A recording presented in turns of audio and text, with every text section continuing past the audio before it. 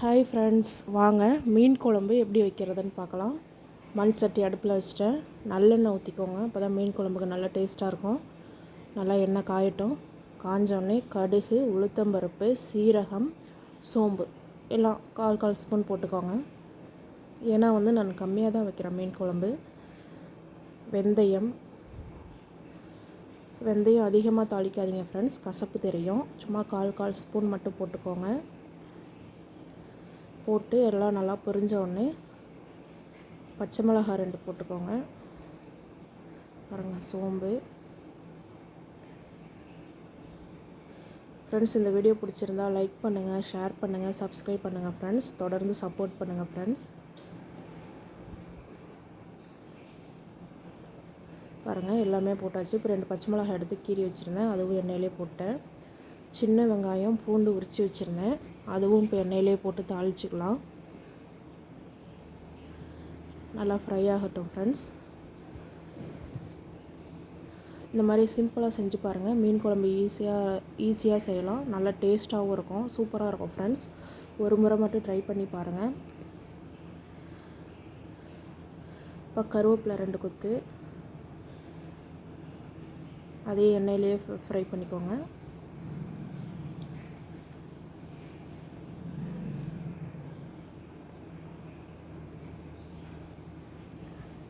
தக்காளி நல்லா பெரிய பழமாக 1 எடுத்து கட் பண்ணி வச்சுருக்கேன் ஃப்ரெண்ட்ஸ். அதையும் போட்டு எண்ணெயிலே நல்லா உப்பு போட்டு நல்லா தோல் சுருங்குற வரைக்கும் நல்லா வதக்கிக்கோங்க.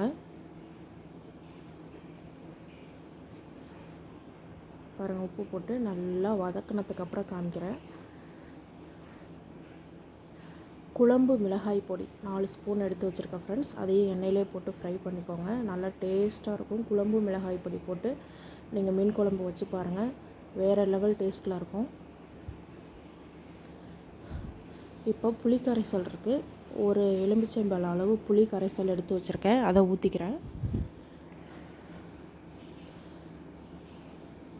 ஊற்றி நல்லா கிண்டி விட்டுட்டு உப்பு செக் பண்ணிவிட்டு, உப்பு காரம் இப்போ செக் பண்ணிக்கோங்க. எனக்கு போதும். ஏன்னா நான் குழந்தைங்களுக்குலாம் கொடுக்கறதுனால காரம் கம்மியாக தான் ஃப்ரெண்ட்ஸ் வைக்கிறேன். உங்களுக்கு காரம் அதிகமாக பிடிக்கும்னா இன்னும் கொஞ்சம் பொடி போட்டுக்கலாம்.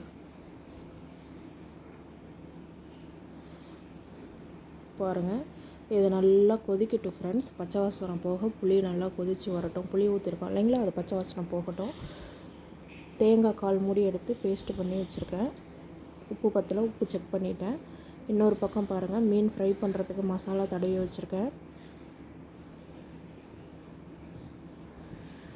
தலை, வால், முதுகு பீஸ் மட்டும் போட்டு இப்போ மீன் குழம்பு வைக்க போகிறோம் ஃப்ரெண்ட்ஸ். சுட சுட சாதமும் ரெடி ஆகிடுச்சு.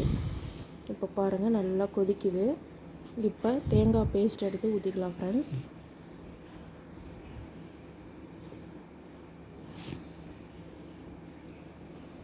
இப்போ பாருங்கள், தேங்காய் பேஸ்ட்டு ஊற்றிட்டு குழம்பு நம்ம எந்த அளவு திக்னஸ் தேவையோ அந்தளவு தண்ணி சேர்த்துக்கலாம். சூப்பராக இருக்கும் ஃப்ரெண்ட்ஸ். இந்த மாதிரி ஒரு டைம் நீங்களும் ட்ரை பண்ணி பாருங்கள். சிம்பிளாக தான் இருக்கும், ஆனால் டேஸ்ட்டு வேறு லெவலில் இருக்கும். பாருங்கள், தேங்காய் பேஸ்ட்டை ஊற்றி நல்லா குழம்பு கொதிச்சிடுச்சு. இப்போ மீன் எடுத்து போட்டுக்கோங்க. மண் சட்டியில் மீன் குழம்பு வச்சு பாருங்கள் ஃப்ரெண்ட்ஸ், டேஸ்ட்டு வேறு லெவலில் இருக்கும்.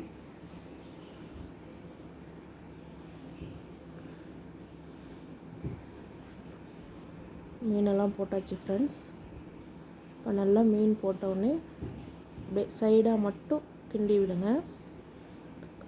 ரொம்ப கிண்டக்கூடாது, லைட்டாக கிண்டி விட்டு நல்லா கொதி வந்தோடனே ஆஃப் பண்ணிடுங்க. மல்லி இலை இருந்தால் மல்லி இலை போடுங்க. பாருங்கள், நல்லா கொதி வந்துடுச்சு.